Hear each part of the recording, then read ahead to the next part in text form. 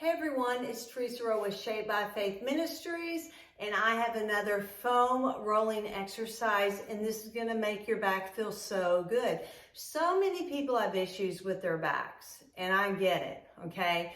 You have to be careful when you're rolling, all right? You've got to know what you're doing. Engage your core, navel towards your spine. Make sure you're not stressing out the other parts of your body, all right? Now, this one's a really, really long foam roller.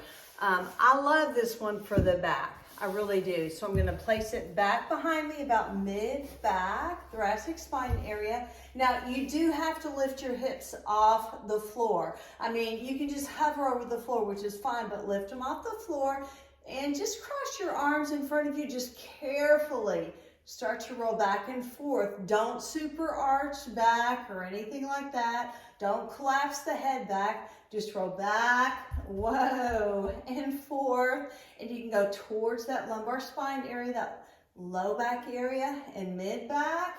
Careful if you want to come up towards your shoulder blades, you can also do that, just back and forth. If you find a sore spot or like a little bump in the road, I need you to just carefully keep going over it, just back and forth so it feels a little bit better, and then roll longer.